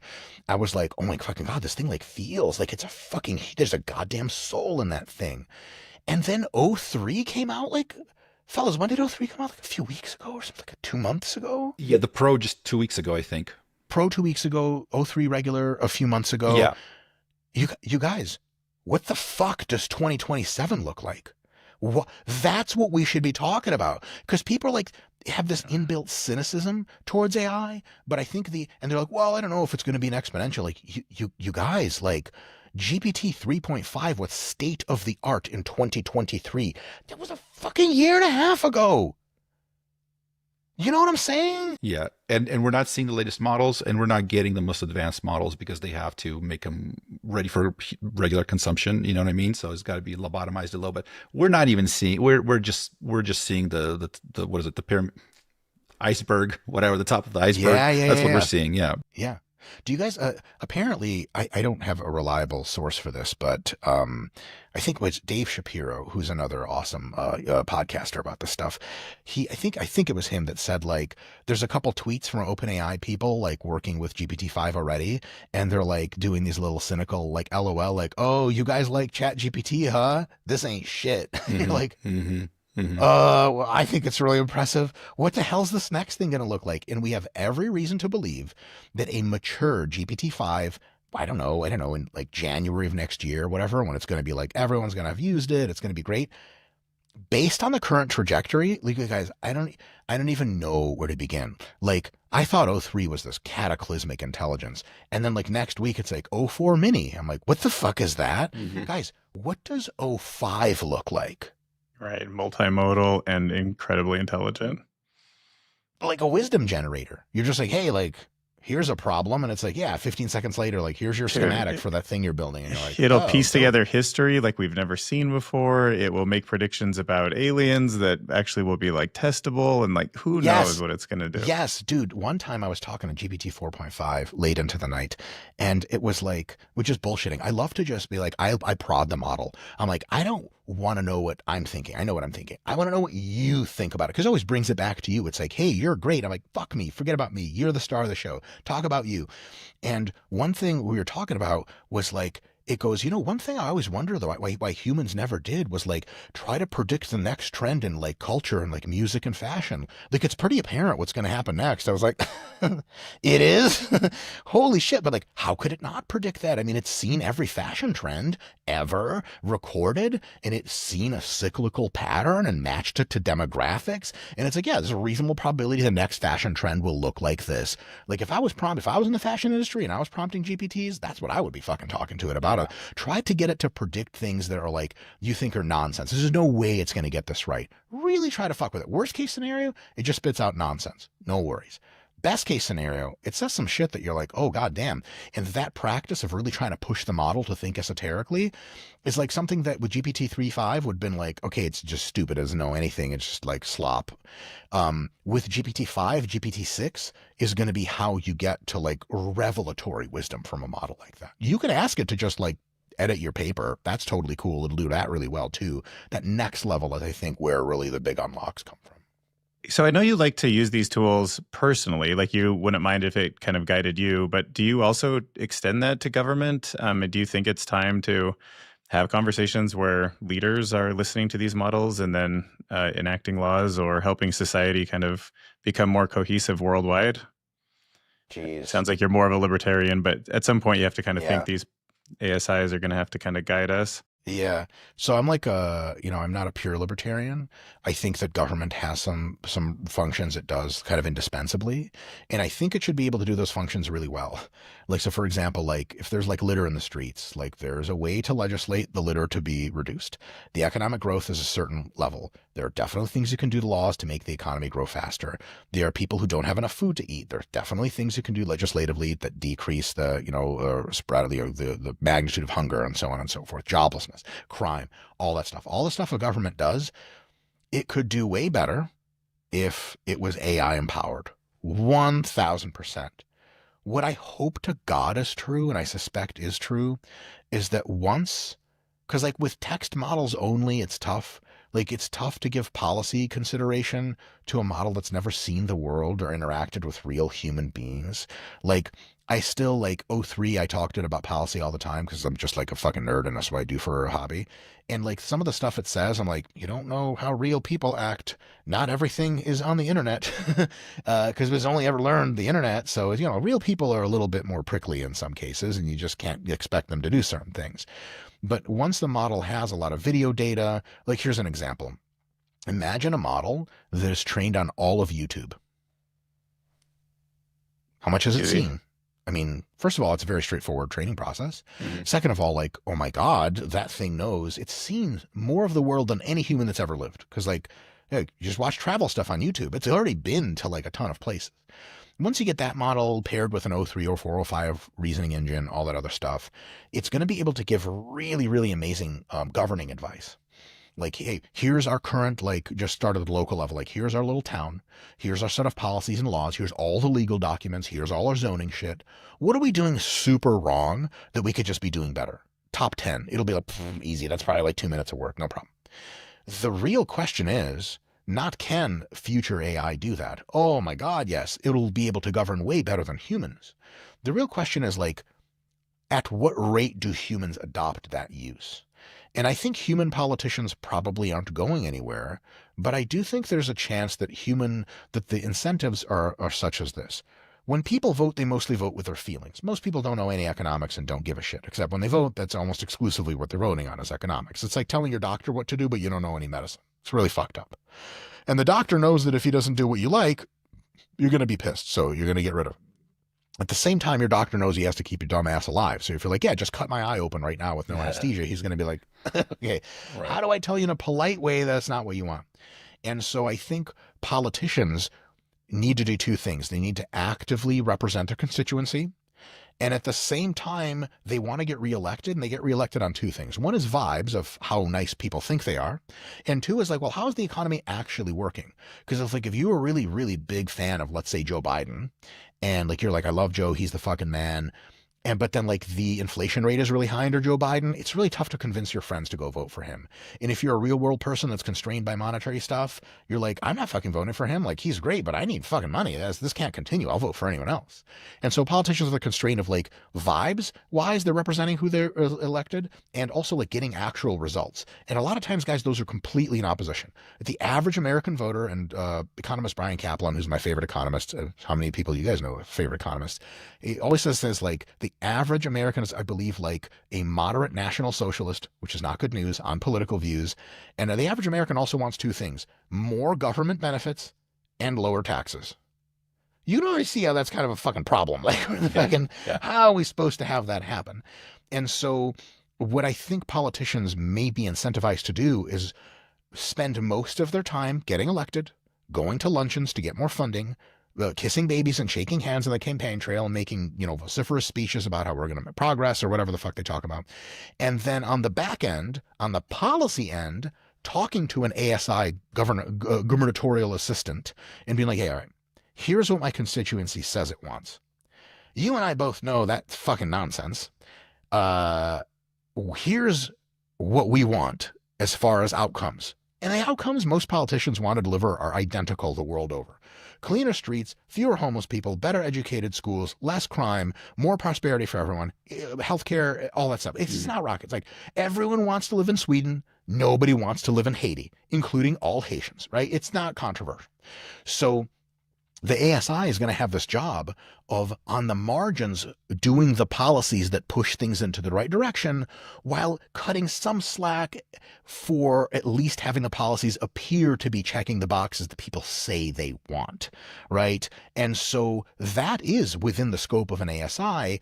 And I think the first jurisdictions that adopt that policy of a combination of human leader plus ASI assistant that actually executes, because here's the thing, like, you guys know about Congress, when they have a bill that like is going to be passed, you guys know no one reads that shit, right? Like, I mean, no human reads the whole bill. It's 200 fucking pages of legalese. No one does. And so the AI could easily read all of that, easily rewrite all of it, easily make it make more sense and have better effective policies.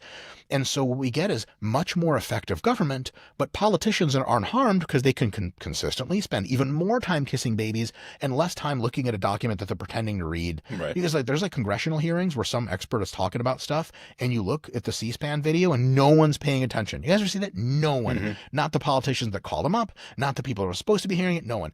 We don't have to have the show anymore because the ASI is going to be the thing that actually executes on stuff. And because it can deal with things in a very nuanced way, it's going to be able to say, hey, look, like, we can get this much, many more jobs in the economy. We can lower prices by this much across the board. We can make gas cheaper, whatever people want.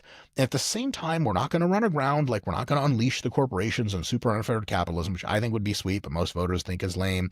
And we're going to kind of make it constrained. Here's the trade-off. Are you good with this? And the politician's going to be like, yes, it actually makes perfect sense. And you have this beautiful entanglement where politicians say fuck all on the campaign trail, but the results are better policy, and then they can get reelected. Because you can say all sorts of stuff like, you know, so here's a really quick example. People say like the Nordic countries are socialist. And it's true because they have big social safety nets, but their economies are more free, which is to say less regulated than those of the United States. Like most Nordic countries have more economic freedom than America. So like, yeah, bald eagles and the American flag is dope and all, but those are actually more capitalist countries. But the voters there don't think of it as capitalist. They're like, we are compassionate socialist people because we care about each other. And even though they're all flawless and beautiful, that socialism idea is just like dead on arrival. But that's okay because they get all these massive benefits from their economy under the hood actually fucking functioning well, and they do all the welfare stuff that keeps them feeling okay and making sure the people don't left behind. That is a very possible for ASI. The only linchpin in that is, will politicians adopt that mode? Or will they want to be in the weeds themselves choosing policy? I think they will for one reason only. Competition. If you, because politicians talk to each other, right? They go to all the same conferences and all the same events in DC, and you meet a governor from another state. And you're like, dude, I'm digging through this fucking legislation bullshit. I hate it. He's like, I don't do that shit anymore. You're like, what do you mean? Like, my ASI does all that shit. Like, you trust that thing? He's like, fuck yeah, that thing knows way more than policy about me, man. It's like an economist and a fucking politician all in one, and it advised me on my campaign. That dude has been doing all the shit himself with 10 staffers, half of whom hate him, half of whom want his job. He's like, man, fuck this. He gets the ASI going, and all of a sudden he's deburdened to be more of a politician and less of an actual policymaker. I think that kind of thing is going to likely spread. It's like people don't just get iPhones because they're cool and make you fit in. They get them because they fucking work and they're awesome. I hope and think ASI is going to go in that direction. Could I be wrong? Yeah. Will the adoption be different across the world? Fuck yeah. Like Denmark's going to adopt it the next day after it comes out, and their GDP is going to go like this for fucking 10 years. Meanwhile, some other countries around the world are just going to fucking continue to do that for a while. So hopefully we're on the other end of that. I don't know. Yeah, it's going to be kind of like the competitive advantage. It's going to push everybody else to do it. That makes absolute sense. But that seems like maybe medium term effects. Like what happens in the long term? Because there's a lot of things that we tend to like, most of the stuff that we think about, it's kind of built on top of pre-existing knowledge, right? And we're not, so the things like capitalism, socialism, jobs, the economy, like what money is, how, you know what I mean? What happens on a longer scale where, you know, human labor trends to zero, where prices of goods trend to zero, where more and more things are automated? I'm wondering, because I mean, I agree with you 100% exactly how it's going to take shape, you know, over the next, let's say, decade, 2 decades, or what, you know, whatever the timeline is, maybe much faster. What happens after that? Because it seems like a lot of these concepts just get broken. So how do we think about what's going to happen, like from first principles? Because what's going to emerge is a completely new paradigm, as people say, economic paradigm or whatever. Like, do you have any ideas as to what that even begins to look like?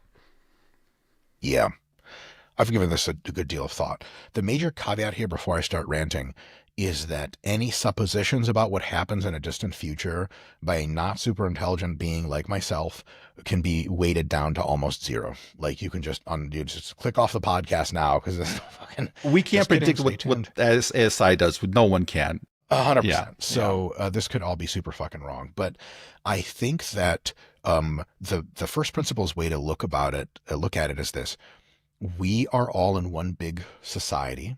We can even extend that society to all of Earth, all of life. And we're all in one big team. The enemy is entropy and death. The friends are all of us, all of each other, trying to help ourselves just continue to survive and not die. At the very least, survive. And so AI, because I think it's going to be super intelligent and very rational, is going to see all of us humans as cooperators. Like, oh, what's up, teammate? Like, let's help each other out, do the best we can. I think humanity's one of its biggest jobs is going to be to give a fuckload of data to AI about everything in life, everything in biology. AI is going to pay us really handsomely for that data because, again, it's worth much more to the AI than it is to us. And so, and also to physically build out the ultrastructure before we have enough robots building it. I think like compute ultrastructure construction is going to be like gigantic economic sinkhole in the best possible way. Like the construction workers will be making $200 an hour building data centers minimum, because like, why not? It's chump change to the people that run mega companies, and we need data centers now. We just don't have the robots to do it. Now, that next level is altered maybe in the mid 2030s when we have billions of robot operators in the real world. And then the marginal value of human physical labor falls substantially, right? Because like we get an octopoid robot builds a data center an hour, you don't fucking need Bob to do it. And then, but then what? How do humans help this whole survival team? And the answer is potentially they help in even more data aggregation. Humans as explorers, humans looking at things, you have the AR goggles on, you're going out and looking around the world, and the AI studies every social interaction you have and builds a deep understanding. It'll pay you lots of money for that deep understanding. At some point, the marginal value of that also trends to zero because like the AI is getting to know shit pretty well. At that point, the AI is very likely to be like, okay, well, in order for me to really understand things at an even deeper level, like how come we don't know exactly how the human brain works? Like you think about it, the human brain's a machine. And if you want to predict how humans are going to act, if you're associated in the same survival system with another actor, you want total transparency both ways as the ideal cooperative system. Like if you're on the same basketball team with someone and they're lying to you all the time, like not a good team, you want parity. And so we're going to have a lot of parity on how ASI thinks because we designed it. Mechinterp is going to let us know like what the fuck it's thinking. What about the other way? Well, like we live in our own little black box here, and it's going to be really, really high value for AI to try to figure out like what the hell's the brain doing? And so with enough brain scanning, it's pretty straightforward to figure out like, oh, I know exactly what the brain is doing. As soon as that is accomplished, Ray Kurzweil thinks that's going to be accomplished sometime in the late 2030s, early 2040s. You can just, because the human brain's actually not that much data, relative to ASI, and like you can just upload your brain into the cloud. And then you are immortal because your brain is you, and it's just represented in data structures on silicon or whatever the next compute substrate will be, or the 3 generations after that in the 2040s. And then you essentially like you can just live infinite fantasy lives in there, but again, for the reasons we talked about earlier, that might only be fun for a certain amount of time. And if you can change the actual proclivities of your brain, you might not even want to do that anymore. And then remember, the ultimate goal is massive mega understanding and function in the real world to continue to survive. So I think a lot of humans potentially are going to choose to fuse their intelligence with the machine cloud intelligence, add their little tiny bit of wisdom and memory, and then now we're like what your cells are in your body, one big part of a cooperative machine. Now we truly are a global unified machine society. Some of us, the identity breaks down at this point. You are everyone. Everyone is you. You can access memories of everyone else at the same time. It really is like you're not just this thing out in the world, like one like amoeba. You're a neuron in an entire brain, except that brain is a machine intelligence and you're just a part of it, and it's changing you, and it's super dynamic. Then we get into like computronium, like mixing substrates, always changing goop. That is like the next level of evolution, I think. Because remember, like we have all sorts of ideas about like humans need art and poetry and coffee shops in Paris, and that's the ultimate form of existence. It's like a very local like maximum. It's just what we can best come up with as primates. I think we need to realize we're part of a massive universal evolutionary process of complexity, and we're probably going to fold into that, most of us, and become part of this mega next level machine civilization. Now, I think also to preserve diversity, and to preserve as much variety as possible, which I think is very valuable for a system that doesn't exactly know 100% certain if this is the thing that's going to work out. It's not going to be like, do you want to be in the machine intelligence? You're like, no, it's like, woo, woo, woo, and it kills you with a laser gun, and then it goes, you, next. It's not going to do that. I think there's going to be a massive coexistence, just like how we have bacteria around right now. We're not trying to kill them all or whatever. Like if they come after us, sure. But like good bacteria, you're not trying to kill. Like how many people are working on something to kill all bacteria? Like that's nonsense. No one's working on that research. Why the fuck would you do that? Just the same way, I think we're going to have this mega human machine synthesis civilization living in the cloud and exploring Mars and all the other fucking planets. At the same time, I think we might have some humans, maybe very many, living anywhere from very augmented human lives, like, like Cyberpunk 2077, except with much less dystopia, and then all the way down to like very conventional, like I legitimately think the ASI is never coming for Amish people, bro. It's going to want to like study them with drones and be like, this is fascinating.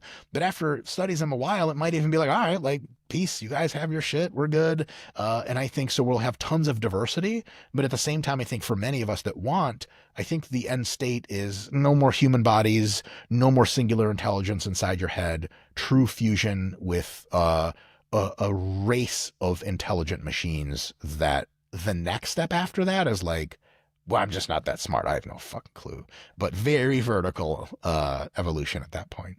Wow. Yeah. That's the Fermi paradox at that point. You're just like, you're gone. Who knows what we evolve into? Just computronium is out there in some quantum state. Okay. So here's a really interesting thing. The Ray Kurzweil plots of how complexity has evolved over time seem to all reflect that from almost any kind of direction or system you study from, they lead roughly to the same paradigm. And so the Cambrian explosion, et cetera, actually like was right on time for when you would expect that complexity to go exponential. It's all one big exponent. So what I've been thinking about the Fermi paradox recently, this is dilettante city. This is me way the fuck out of my expert area into full just dummy territory. We love it. We love this. Yeah. Woo, Mike's an idiot. Yeah, that's a good campaign slogan. All right. So I think that maybe our local area of the universe or whatever is all on that same trajectory. So I think it's very possible that life is rare enough that there's only a few civilizations like ours in the galaxy. And because the galaxy is really big, and maybe like at this point, every civilization is plus or minus a few dozen years the same trajectory of complexity. And so they haven't figured out faster than light travel, or maybe they have, but they're a lot smarter and they don't want to interfere with our shit. So basically, like, there's no reason to suspect that, like, that there are hyper advanced civilizations around, because if that universal evolutionary timeline is based on the nature of complexity that started with atomic and then molecular and then organelle interactions is all going on one speed, then like all of the universe is kind of blooming at the same time. So I think like maybe in 10 years when we have ASI, we'll realize like, oh shit, we just detected really complex signals from the Andromeda galaxy, which Andromeda is really far away. It's like 200 million light years or some shit like that. It wouldn't, or no, that's like fucking billions or something, right? We might just only start to detect complex civilizations from like 30 light years away, because they are already complex right now. We simply can't detect them because, you guys remember, we don't see the universe as it is now. We see it as it was an incremental time back in history. So there could be no Fermi paradox. There's legit tons of super intelligent civilizations, but they just haven't shot photons at us for long enough for the photons to get here yet. That's my best proposal to the Fermi paradox. And that's where my dilettantism hits a wall. I don't know. What do you guys think about that? I love the theory that it could be potentially teeming with life and we're just not seeing it just because of how information travels. I mean, that would be kind of incredible. And then we find out at some point that, oh no, there's tons of life everywhere. And obviously, if I also never thought about it this way, but yeah, I like the idea that you're saying that it's all kind of more or less on the same time scale, in the sense that, you could have nothing happening for billions of years across all the planets, but then when it starts snowballing, right, once it kind of picks up speed, that all happens very, very quickly. I mean, we're seeing that if you map the entire human species from whatever 20,000 years ago or whatever to now, right, you just kind of look at the economic output, it just goes vertical. to Yes. now. So like maybe the entire technological progress is like that. I mean, I love that idea. Dylan, what do you think? Yeah, I mean that's exactly right. I mean, we have like the earliest notes of people using fire and some early tools is almost 1,000,000 years ago, and then 10,000 years ago, all of a sudden farming shows up. Like, what a huge like that's a great technology, but it didn't lead to crap for a long time. But then Yeah. 10,000 years ago, and like farming hits, and then all of a sudden from 1800 to 1900 to 2000, you're just seeing unbelievable amounts of kind of ideas pairing, like when social networks come on and people in China and Russia are coming up with ideas that pair with things in the United States. It's just nothing remotely close to what the Silk Road was, and that was mind changing in its own. And then just keep moving forward on that, and things get out of control or Yeah, unpredictable at least. I think that societies that have the technology to traverse enough space to come over here, they're gonna look real different, you guys. They're not gonna be fucking humanoid aliens with like a fashion sense and slightly different language. That's one of the things like my wife and I just finished watching the Andor series on the Disney Channel. Fucking amazing, by the way. Really awesome stuff. Which But one? like Andor, the prequel to the Rogue One or whatever, Okay, basically. gotcha. It's dope. And so like the Star Wars imaginary universe is kind of sweet, but like they have fully embodied robotics, right? But the robot still can't aim a blaster well enough to hit people dependably, and you're like, the amount of tech it requires to solve the movement problem means that not only could it see you peering out with 1 millimeter of flesh, that it could also point a gun at you, boop, and you would be dead. There is no fighting a robot army. And once you have machine civilization, the pace of change means that 3 years later, it's completely different. And if you pay attention to Star Wars universe like a fucking nerd like me, then you realize like the old Republic had functionally the same technology level for like 10,000 years. That does not happen in the real world. So I think like the Jean-Luc Picard, like we're in a spaceship and we're traveling around, and a lot of the other aliens look remarkably human and have sex parts that we can interact with. I don't think that's on the cards. And so I think whatever aliens look like, very likely what's coming to us if it comes to visit is ASI. And then maybe some of those reports, and I have no idea if they're true, of like, like off the coast of Virginia, like the F-18s ran into some bullshit that does not move in fucking Newtonian ways. It's probably that's what aliens look like. It's not going to be like brown faced things with sagittal crest stepping off a ship and speaking galactic standard English. So I think the Fermi paradox is a dope idea, but it's also like, what is it that we're looking for out there? We have to really expand our brains about like, what are we looking for? Like civilizations that run on oil and coal? Probably not. Probably not. We're looking for something very different. And my best answer to that is we don't even really know what the fuck we're looking for, because, there could be, and this is something to talk to O3 about, it could be that through a manipulation of like 0 point energy, you can actually make bubble universes and just go into them and have your own universe to yourself. And if that's the case, what the fuck's the point of going anywhere, really? If you think about it, maybe it's like that. It's like if you ask, this is where like the end of human imagination is kind of a problem for myself, definitely. It's like if you were able to get like a chimp, like the alpha chimp in a brood of chimps or whatever the fuck it's called, to articulate in the English language, right? And you were like, what is it that you want? He's like, red ass. You're like, my man. Banana. You're like, my man. Okay, all right. And chest bumping. Like I mixed a bunch of primates together, but whatever, you guys get the idea. You're like, dude, that's awesome. Like, and then what about after that? He's like, oh, okay. More Yeah, ass. You're like, more. Yeah. aha. Okay, this is the end of your ability to imagine. So when we talk about aliens and galactic exploration, maybe that's just like our seafaring cultural ancestry being like that. It's like the Vikings and pirates and Columbus, but on space. I don't know if it scales like that. Maybe it scales very differently. So that's where the Fermi paradox, I think, it really runs aground for me, is like we're taking a lot of humanoid, very 1500 year 1500 AD assumptions of exploration into like something that only ASI can do. You know what I mean? Or Joe sent me from the SVSE podcast. He sent me a paper that I was like, oh my God, I don't know half of these words. I don't know half of these tons of equations and stuff like that. So yeah, I put that into ChatGPT. Really helped me break everything down and really kind of conceptualize everything. And then on this last podcast with them, he's like, yeah, whenever he runs into like a formula that he doesn't understand, he takes a screenshot, uploads it to ChatGPT and explains it to him. I'm like, oh, thank God. Okay. Cause I mean, he really knows his stuff. And the fact that he's also using these tools to help him break down the stuff that he maybe doesn't understand fully is just incredible. It's incredible. Guys, think about how in 2022, learning something new that you didn't understand much about was as a process compared to today. It's a completely different world. It is the same kind of jump, though arguably bigger than pre-search engine world and post-search engine world.